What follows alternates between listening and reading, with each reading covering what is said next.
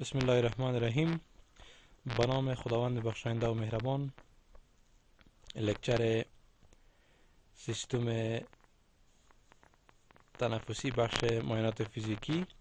در این لکچر بالای معاینات لابراتواری و بالای یک تعداد معایناتی که به خاطر تشخیص جهت امراض تنفسی استفاده میشه بحث خواهیم داشت. در سیستم تنفسی یک تعداد معاینات لابراتواری که ضرور است. یکی سپورتم اگزامینیشن یا معاینه تقشح است. دوم بلاد اگزامینیشن است که معاینه خون باید در مریض صورت بگیره. سوم یورینری اگزامینیشن یا معاینات ادرار است و چهارم ECG یا گراف قلب است. این چهار معاینه لابراتواری است. سرش بحث خواهیم کرد. اول میایم بالای معاینه تقشح، سپورتم اگزامینیشن. در قسمت معاینه تقشح قبل از اینکه ما معاینه را انجام بدیم چند نکته بسیار زیاد مهم است. اولی که وقتی که تقشح از مریض گرفته میشه، این اول در قدم اول باید در ظرفی که تجمع میشه یا در بوتلی که تجمع میشه او بوتل باید تعقیم باشه، پاک باشه، یعنی تعقیم باشه، میکروب، سپور، سیست میکروبای دیگه در او موجود از قبل نباشه. به خاطر از این که اگر از قبل کدام انتان یا میکروبی در او می باشه و باز در او تقشح مریض تجمع میشه، این خودش سبب از این میشه که یک مس دیاگنوز، یک تشخیص غلط به وجود بیاید. نقطه اول است. نقطه دوم، وقتی که تقشح از مریض جمع شد، این باید به زودترین فرصت بدون کدام معطل کردن، بدون کدام ضیاع وقت، این باید عاجلا به لابراتوار انتقال داده شود. به خاطر از این که هر قدر که وقت سپری میشه، زمینه رشد باکتریاها را در مساعد میسازه و این باز هم خودش تشخیص غلط میسازه. این دو نقطه را شما باید در نظر بگیریم. یک تعداد حالات هستند که در اونجا مریض توانمندی سرفه کردن نداره که بتونن تقشح یا بلغم خود بیرون بکنن. در این حالت ما و شما باید کدام کارها را انجام بدیم. یک تعداد طریقه ها موجود است به خاطر مریضایی که اونا نمیتونن تقشح را تولید بکنن. به خاطر از اون مریضا ما یک تعداد میتودا را به کار مندازیم تا باشه که تقشح بلغم به دست بیاید و ما توسط از اون تشخیص خود انجام بدیم. فرض مثال میتود اولش استیمولانت اسپایریشن است.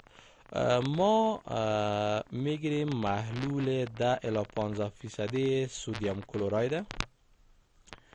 این محلول گرفته میشه در درجه حرارت 52 درجه سانتیگراد. این ما جوش میدیم. البته در این درجه حرارت این محلول باعث تولید بخارات میشه. هنگامی که بخار تولید شد، این توسط مریض ما چی میکنیم؟ مریض میگیم که این انشاق بکنه. انشاق از این بخارات سبب چند چیز شده میتونه که باز تقشح را تولید میکنه. اولی که غدوات مخاطی تنبیه میکنه، افراز مخاط تنبیه میسازه و مخاط زیاد میشه. دوم ای که مخاطی که موجود است در مجرای تنفسی، فرض مثال مخاط بسیار زیاد غلیظ هستند و او بیرون نمیشه، او مخاط رقیق میسازه. وقتی که رقیق شد با آسانی بیرون میشه. یک تعداد مریضا را اگر شما متوجه باشین، شما در مکانیکات سرفه خواندین که در به وجود آوردن سرفه عضلات تنفسی رول داره، ایجاب عاجز رول داره، عضلات بین‌الجلدی رول داره. افراد اشخاصی هستن مثلا که سنی بسیار زیاد بلند دارن، مثلا بسیار زیاد ضعیف هستن، عمرشان به حد زیاد است، اونا نمیتونن اونقدر قوت توانمندی ندارن که سلفر انجام بدن. در این حالتا وقتی که ما امی سودیم کلراید بالا از اون انشاق میکنیم و افرازات از اون رقیق میشه، با آسانی بیرون شده میتونه. این یک میتود با دست آوردن تقشح است. میتود دوم از طریق تراخیا یا شزن است. از طریق تراخیا یا شزن چی میکنیم؟ همین محلول سودیم کلراید میگیریم در یک سرنج و این از طریق کریکو تایراید ایریا، محلی که در بین اتصال غضروف تایراید و کریکوید است، در این محل سرنج داخل میشه. این محلول ما شما زرق میکنیم وقتی که این محلول از زرق کردیم، این محلول باز هم افرازات تنبیه میکنه، هم افرازات رقیق میکنه و هم باعث تنبیه سرفه میشه. امی سه کاره که انجام داد اونمو است که ما میتونیم که تقشر را با دست بیاریم. یک گپ دیگه که در اینجا است، ما میتونیم که مستقیما توسط امی سرنج افرازات را بیرون کنیم، سکشن کنیم میشه. البته این میتود جای خوب استعمال از این میتود در مریضای هستند که اونا در استوپور یا در کوما هستند.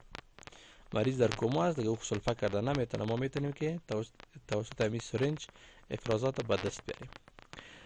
کسایی که امراض خون دارن یا کوآگولوپاتی دارن، ریسک بلیدینگ یا خونریزی در اونا بیشتر است.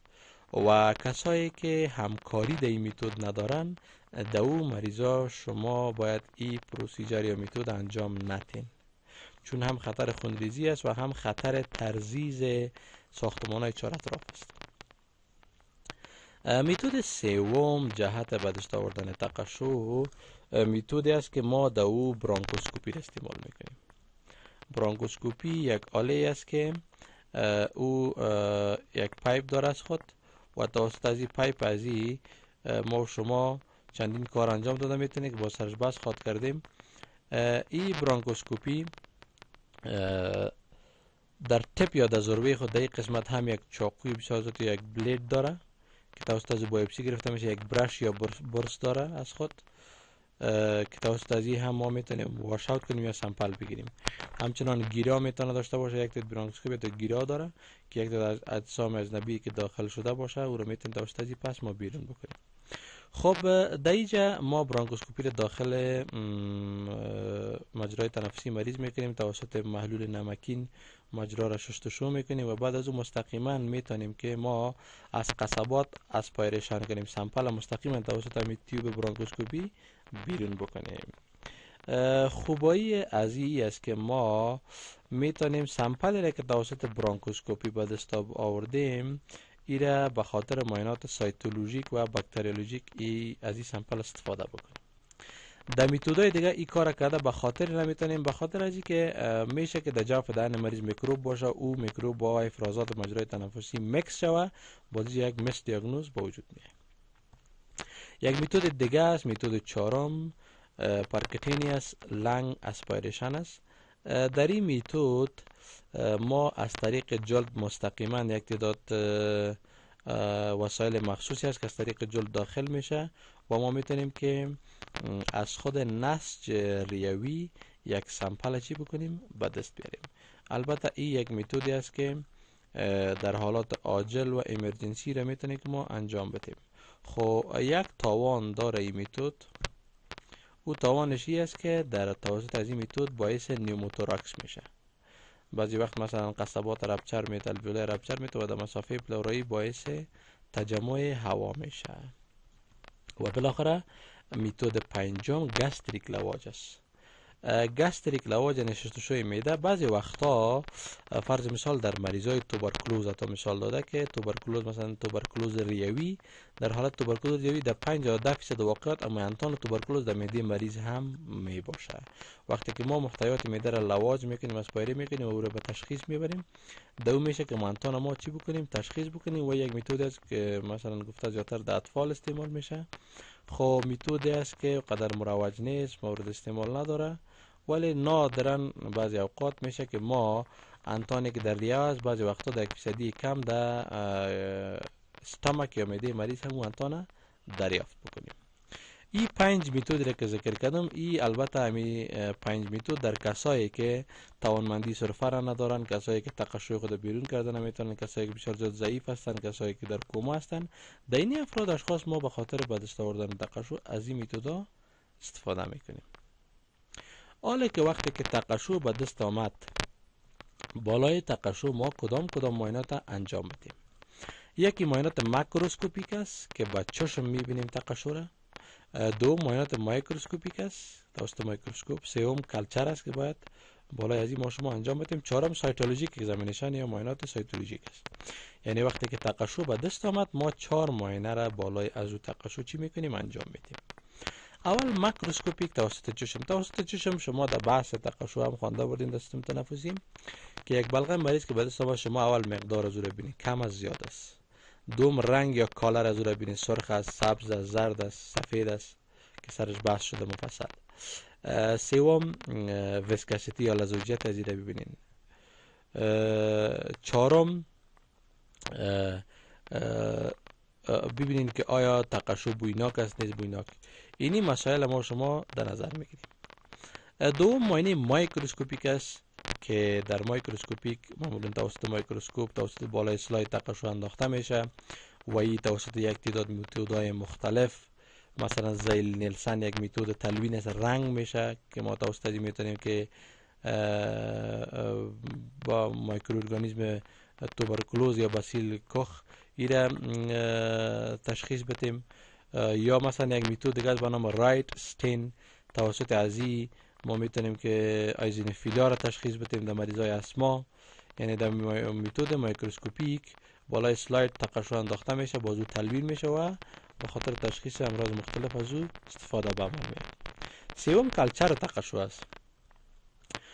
به خاطر کلچر چند نقطه مهم است.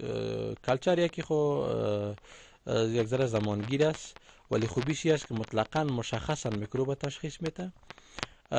به خاطر کلچر اولی که باید تقشویی که از مریض گرفته شده سر از 24 ساعت زیاد تیر نشده باشه.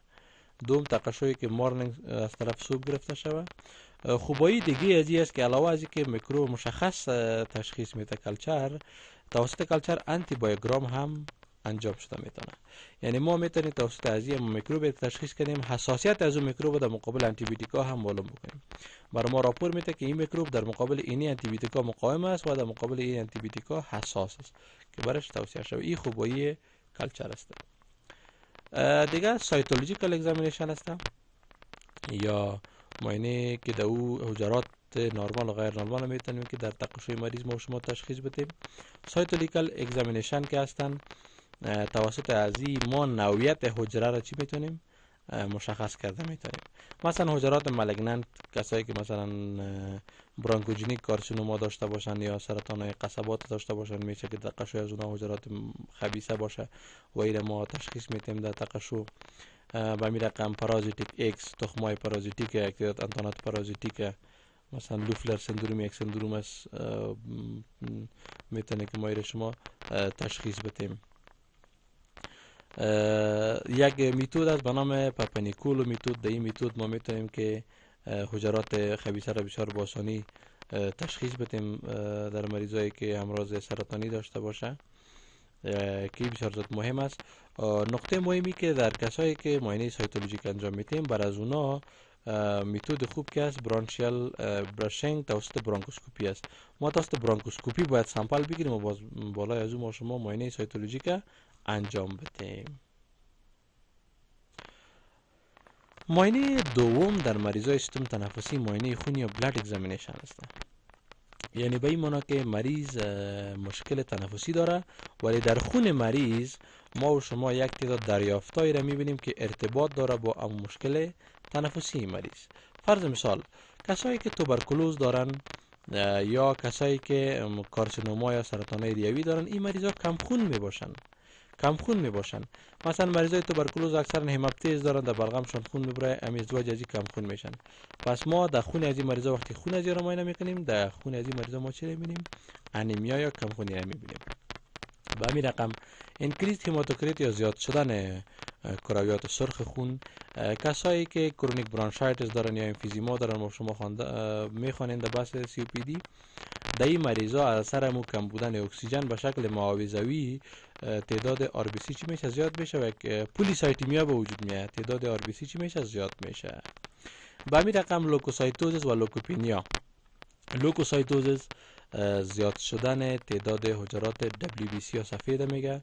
لوکوپینیا کم شدن حجرات WBC یا حجرات سفید میگه. کسایی که انتانات باکتریایی دارن زیادتر در اونا در اوایل لوکوسایتوزیس دیده میشه ولی مرض که پیشرفته شده میکنه در لوکوپینیا بینیم. با همین رقم کسایی که امراض ویروسی دارن اکثرا در امراض ویروسی لوکوپینیا تعداد حجرات سفید چی میشه؟ کم میشه.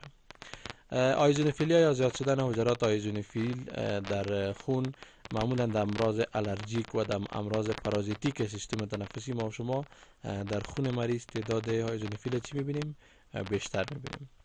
به همین رقم کسایی که امراض دوایی را استعمال میکنه که بالای کبد تاثیرات سمی داره و همین رقم در مریضای سارکویدوس که یک مرض گرانولوماتوز است که ریه ها را هم مصاب میسازه و در مرضای سرطان های ریوی که متاستاز یا انتشار کرده باشه به کبد، در اون حالت ما وظایف کبدی را مختل میبینیم.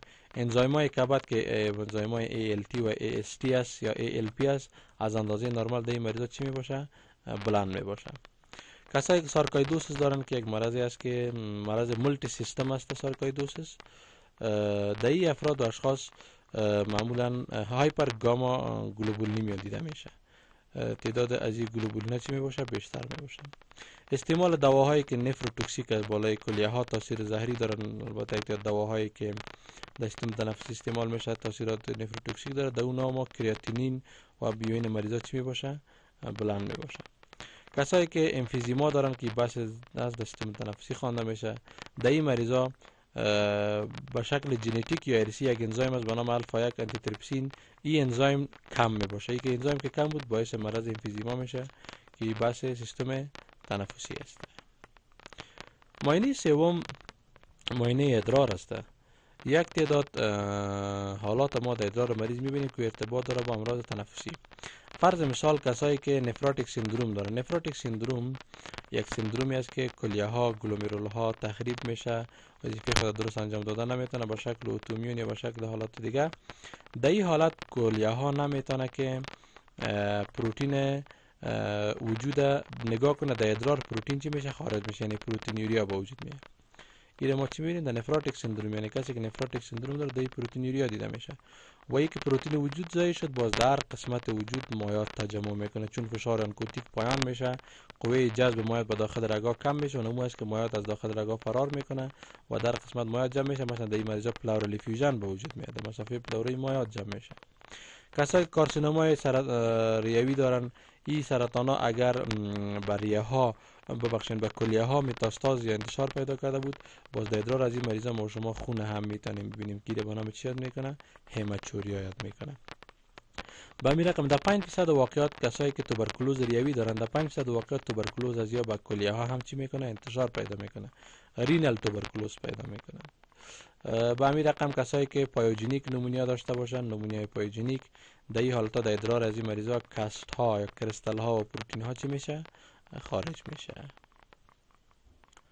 و در نهایت ECG یا گراف قلب در مریضای سیستم تنفسی. ECG یک بحث جدا است، یک کورس مکمل جدا هستم، ولی باز هم کسایی که یک تعداد مشکلات تنفسی داشته باشن در اونا در گراف قلبشان هم تغییرات به وجود میاد. مثلا پلمونر امبولی یا امبولی ریوی یک حالتی است که در شریان ریوی علاقات خون جور میشه و رو بند میکنه. در این حالت در ECG یا در گراف قلب مریضا یک تغییرات میاد که بازیرش مفصل شما در بحث قلبی خواد خواندین و در ECG میخوانین S1 Q3 T3 یا مثلا رایت بندل برانچ بلاک. این حالات است که ECG از یا به وجود میاد. کسایی که معمولا عملیاتای ریوی میشه باید پیش از عملیات به این مریضا چی گرفته شود؟ ECG گرفته شود که کدام مشکل قلبی نداشته باشن.